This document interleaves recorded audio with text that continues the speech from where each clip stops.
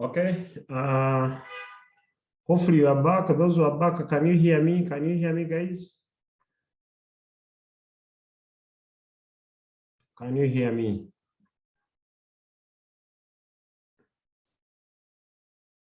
Okay, good. Let's pick up from where we stopped. So let's look at the transform of the convolution.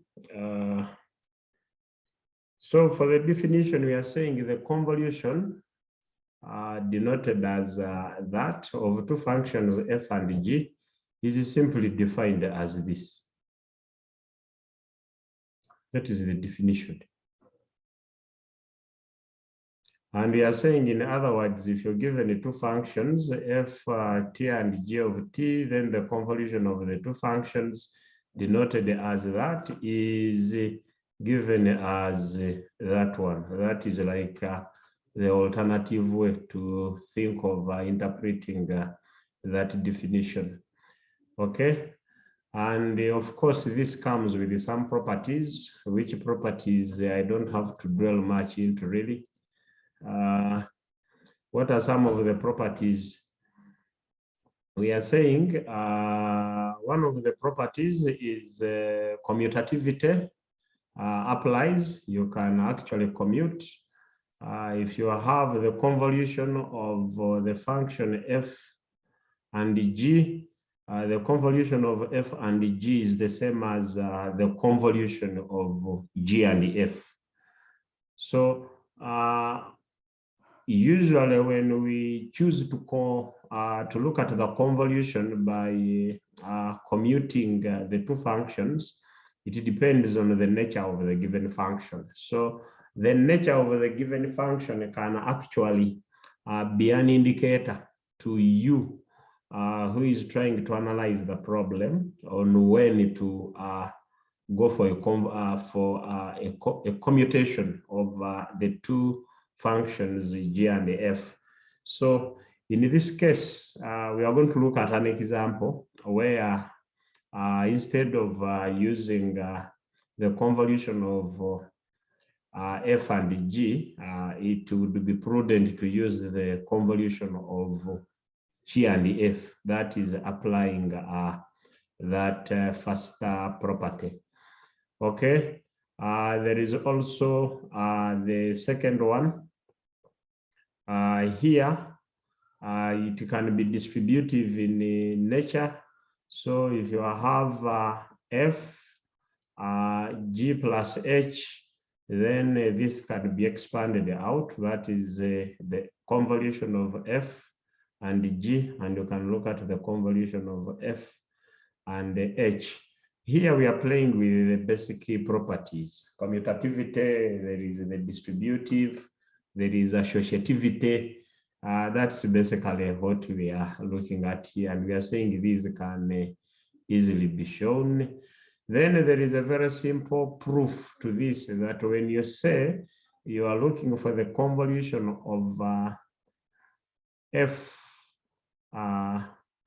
and g, since this is f and g, which can be clustered as one function, but remember by the definition of Laplace, you have,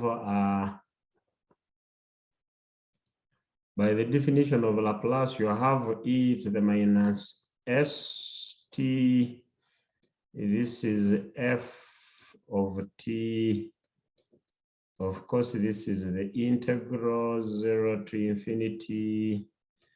And this is dt. Remember, this is f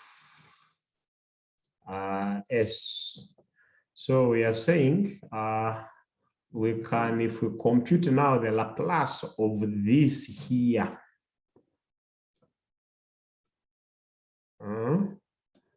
which will be now the Laplace of that there. Remember, this is the convolution of f and g. But remember, when we say f, it means this f here. It means that the one in blue, this whole thing in blue, becomes this one here. Hopefully we are together.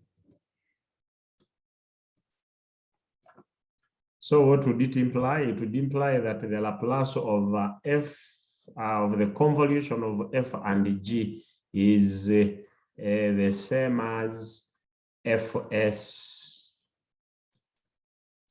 This is fs gs. You have that product there. This is the theorem we want to seek a proof to. So in this case, we can,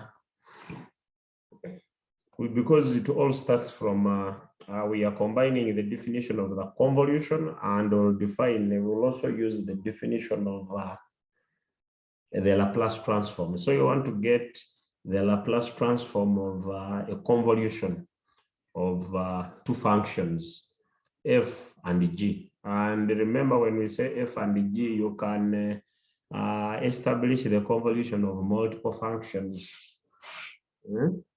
So in this case, we are saying, okay, this is the commutativity part. Be mindful of this one. We'll apply it. It can be showed that if you have the convolution of f and g is the same as the convolution of g and f.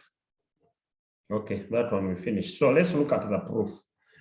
We are saying theorem, if the Laplace of f is fs, this one is not written properly. It should have been if the Laplace of f of t is fs and the Laplace of g of t is gs. Guys, please try to write this properly. Do write this properly. Just write this as this should be like this, really. Write it as L. This is f of t. This is equal to fs. Write it properly, please. And then this is L, g of t, which is, there is a t here. This is equal to g of s. My pad is not working very well. The handwriting is poor.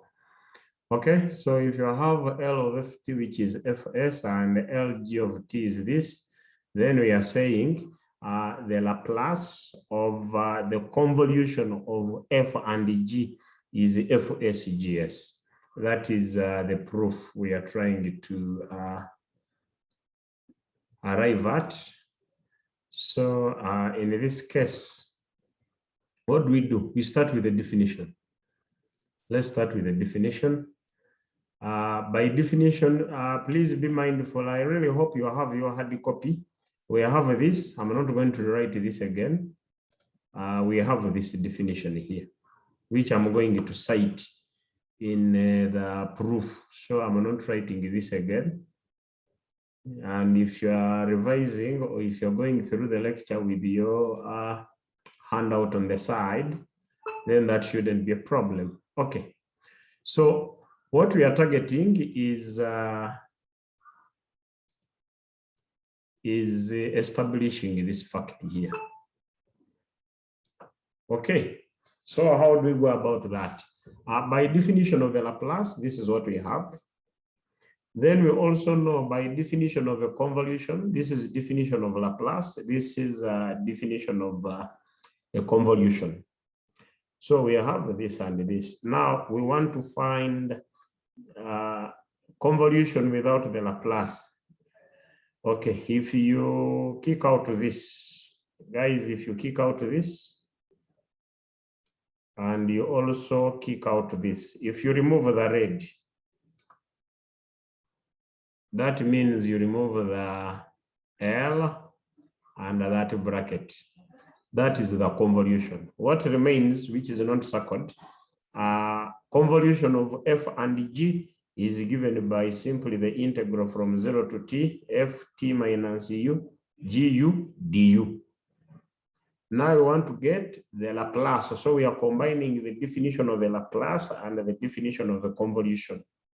If you combine the two, we now have Laplace over the convolution. Laplace over the convolution, remember I told you earlier that now the whole of this f is now that f there.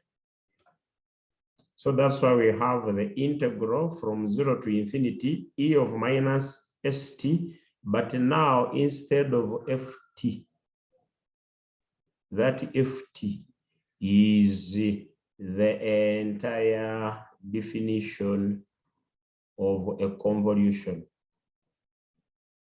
Okay, so our ft in equation 1, if I call this one equation 1, in equation 2, we are simply replacing ft with the definition of a convolution without the L. So the convolution is this one here. Once we have got that, the rest is simple really. The rest is very simple and we have been playing with it since we started. So from this equation 2 here, from that equation 2, what do we have? We have this. This is very simple. Remember here you are running from 0 to infinity. But the overall integral, it runs from 0 to infinity. So we have to unify or standardize these integrals. And I've already showed you this several times. How do you do it? This one runs from u. Since it runs from u, then we can easily convert that through change of integral. So if we simply let a sigma be equal to a t minus u, this is a t minus u, okay? Then what would this imply? This means that the sigma would be equal to what? The sigma would be a dt. So if a sigma, the sigma is dt, now we change this. So by change of limits, remember here you have u. So if t is u, because this is dt, if t is u, sigma becomes 0. That's why you see with respect to the sigma, it runs from 0. Then if t is infinity, from u to infinity, if t is infinity, then sigma is infinity. That's why from u to infinity, we have 0 to infinity. There is a mistake. Please remove this c. This is c, obviously, the c is e to the minus st. This is an obvious mistake. This is c, what you see as c. It is not supposed to be c, but replace that c with e to the minus st. Remember, we have this e to the minus st. So all we have done is some simple rearrangement here. We've taken the gu is here, the gu is out there. We now push this one inside, since this one runs from 0 to t. When you push this in, that is, we have e to the minus stf of t minus u dt, then du. So the c must be replaced with this one here. And once you do that and you incorporate these changes, we now have the gu. So what does this become? Remember t minus u, this t minus u is sigma. Remember it is ft minus u. So since sigma is t minus u, that becomes f sigma. We say the dt becomes the sigma, which is this one here. Now remember there is e to the minus st. But this e to the minus st, you have to make t the subject using this one here. If you make t the subject, what is t? T is equal to sigma plus u. This is sigma plus u. Then you substitute here. So you have a certain e to the minus s. Instead of t, you have a sigma plus u. When you expand this out, you'll get e to the minus s sigma, which is this one here. I think you can see that. Then you also have e to the minus su, which is this one here. All right, I think now everything is obvious there. So once you have that, we have finished this now. Once you get this, which is that expansion, it is evidently clear now. Remember, we had two integrals. So if we maintain this, we now have e to the minus us du. But the e to the minus es du, if we take it with the, now remember that what we have as e of minus s sigma, what we have as e to the minus s sigma, f sigma, d sigma, this whole thing here. I needed to change. What we have as this term here in blue.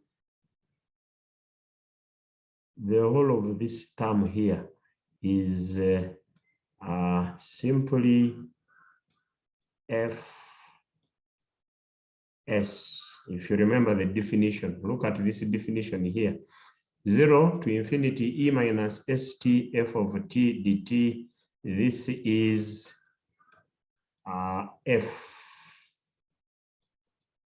fs. So the difference between this one here, if I call this one equation 1 and I call this one equation 3, the difference between 1 and 3, the one in the box bracket here, is instead of t, we are having sigma. Is that okay? So this is fs. So if we have this as fs, which is highlighted here now, what we remain with is the gu e to the minus us du.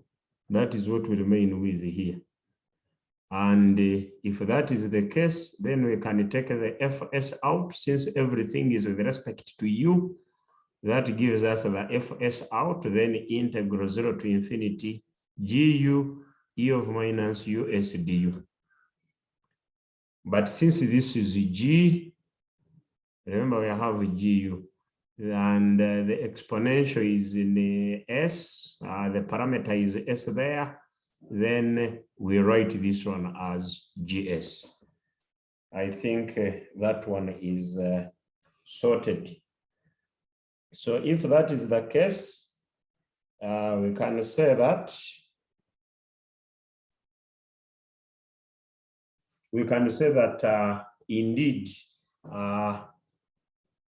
the Laplace transform of the convolution of two functions f and g, that is lowercase, is equal to this product, which is fs, gs, f and g being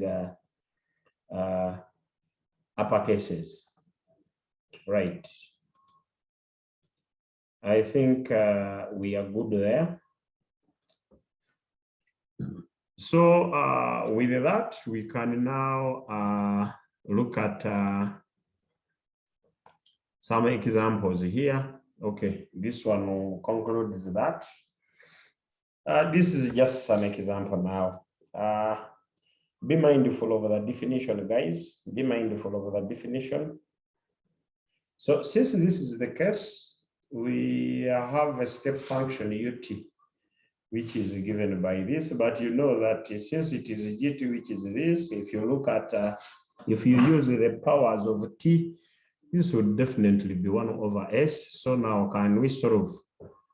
Given this, the question is basically, given this, find that one. Find the convolution of, find the Laplace of the convolution of u and f. But from the theorem we have just discussed, we know that the convolution of u, but remember here, u is g, guys. The u is g, g is u. This is the same as gs, which would actually be us. This is the same as us, fs, but the u is g. So what is gs? Gs is 1 over s. We are not given the smaller ft, so we can just leave it as 1 over s fs. That one is finished. All right. Okay. Then again, based on this example here, can we find the convolution of u and u? This is the convolution of u and itself. That is gs, which is 1 over s, 1 over s, 1 over s squared. Finished. Okay.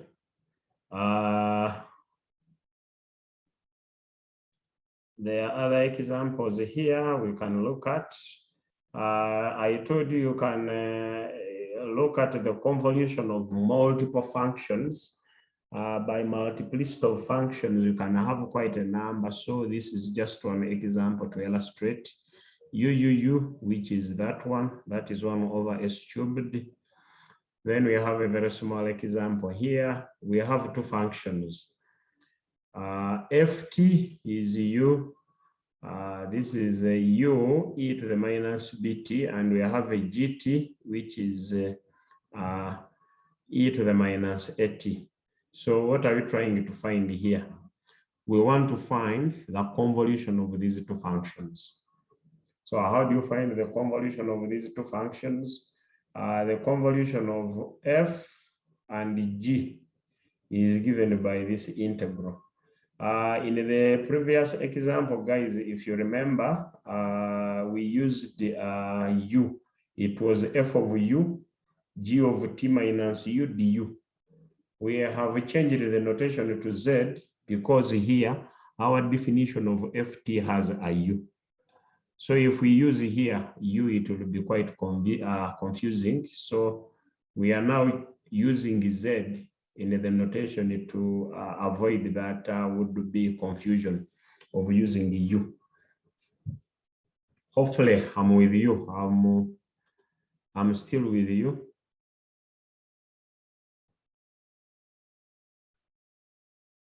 Okay, someone is asking here, this is Mosal, that is the Laplace written with square brackets or curly brackets? It's written with the curly brackets. I'm using square here because a curly bracket is quite difficult for me to write using a mouse, but we use curly brackets. That is a good observation. Masao, why it is Masao or Masao?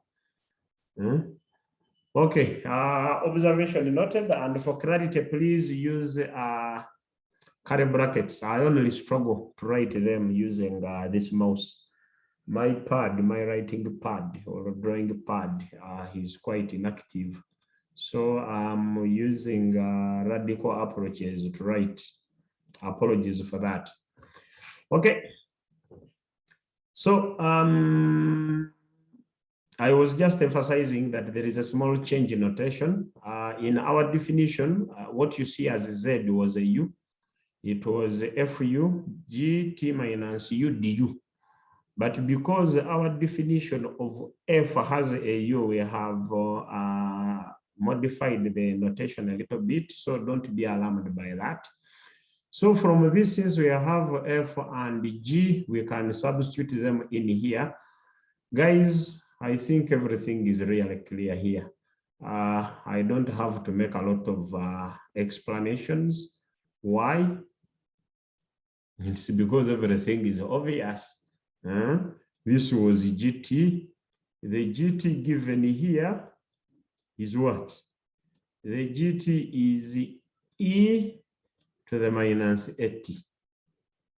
That is the GT you are given.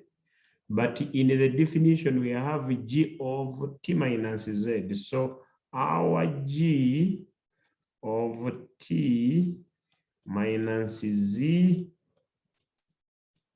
we substitute.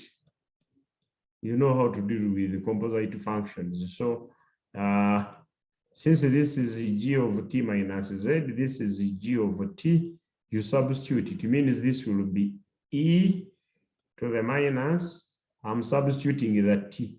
So this is minus A. This is minus A. I'm struggling with the mouse today. Okay, so this is minus A. Then T, but now T is T minus Z. This is the T minus Z. So this here, oops. So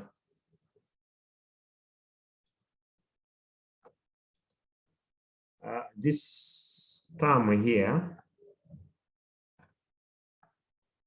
you can see it is the term we have here. Hopefully we are clear there. So the G over T minus Z, it is exactly what we have there. Then for the FZ, which was now our FT, this is U of T e to the minus BT, that is this one here. The T is the Z, there you go.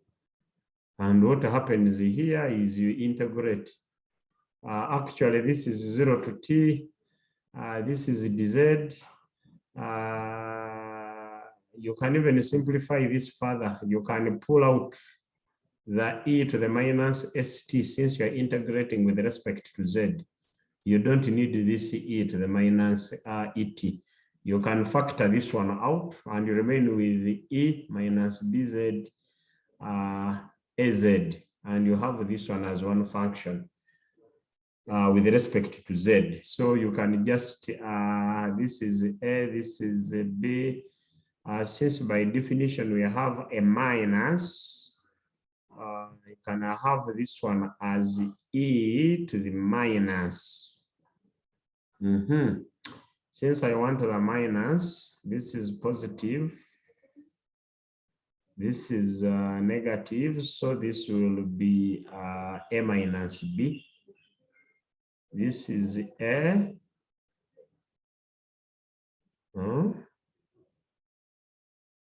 This is a minus b. Is it b minus a? I think it is b minus a. Not, yes, this will be b. This is b minus a. This will be a b minus a. And if it is b minus a, what you have here is z. Right. I hope we are clear there. So this will be e to the minus b to the b minus a. Then you take this e to the minus 80 outside the integral since it is with respect to z. Right. And with that in mind, we can, I think that is it. Now, when you look at the second example here, we are doing that commutativity thing. clear all. Okay, so in this, by the way, when you have e to the minus b minus a, you can go ahead and you integrate and you substitute from 0 to t. You will get the final answer. So what happens now with the second one here, we can commute. Why are we commuting here, guys? Look at this is our definition. This is the definition. What we have done, we've commuted this. Why? Because the second function, which would have been, remember this should have been from the definition, from the notation we used, the z would have been a u, fu minus g of tu, and this would be a du. Just look at this definition here. If you look at that definition with respect to this second example, now what we have done here is we have commuted. We have used the commutativity property we saw up there. So instead of, because you know that this is the same as ft, the convolution of ft and gt. So we've commuted this and we are starting with g followed by f. Why?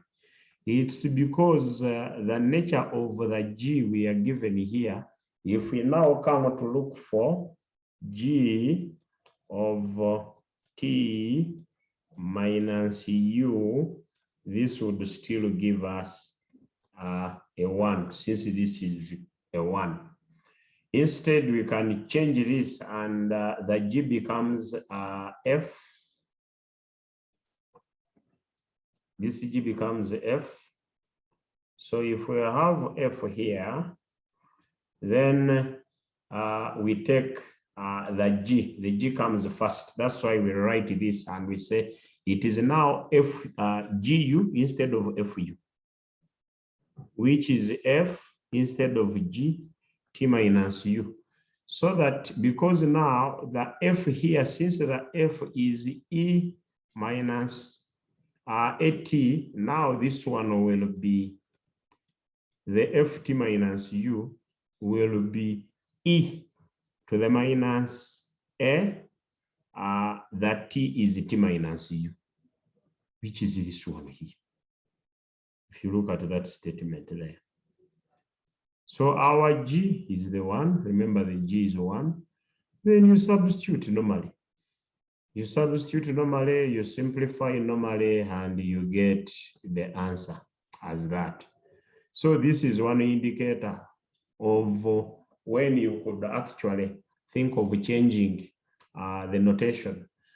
Rather, when you should think of using that commutativity property, you can commute if you notice that the function you have here could give a misrepresentation of the theorem that you are using.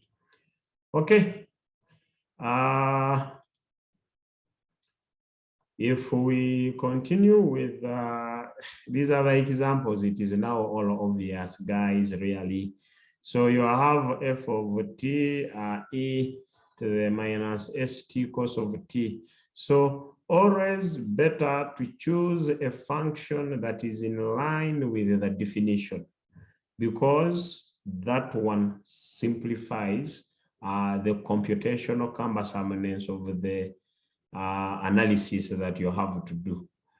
But otherwise, if you choose whether to commute or not to commute, then surely a poor choice could lead to too much computational kind of input, and of course it will give you the same result and probably for so little. So choose which function you should do, rather choose whether you commute or not commute, depending on the function given. But either approach, you will get the same answer. Okay. So the same applies here. You have ft, which is this. You have gt, which is this. Here we have again commuted. Why? If you are to express this and for consistency and for it to be in line with the definition, we commute. Because otherwise, if you don't commute, then you are going to have your, assuming you don't commute, where are you going to end up? It means that your g of t minus u will simply be cos. This will be cos. The angle will be t minus u. This is what I am trying to say. If you choose to go that way, no problem. But now you'll have to go back and you apply all of those trigonometrical identities, expand this, simplify them. You should remember your half angles, double angles, and blah, blah, blah. But we are saying you could do away with that kind of computational bulkiness by simply commuting the functions. And you say, since ft is already in line with the definition of the convolution of two functions, f and g, I can simply commute the two. By commuting the two, you start with the g, which is this cos u du, because this is gu. And then for this f of t minus u, we have maintained this. That is the at minus u. You deal with the normal expansion, you come up with the final answer as that one. Right. Okay. Good. I think that marks the end of the convolution part with respect to this handout. We can now look at more examples, but in the meantime, let's see what is in. Okay. I thought there were questions in the chat room. I saw some people putting up hands. I wish these people putting up hands would do just throw their questions in the chat room. I had gone there thinking there is a question. I see people busy registering themselves. Okay, there are no questions. I had seen someone hand up. I don't even remember who had raised their hand. Okay, guys, as always, there is a small warning. This session is going to close in the next 1 minute.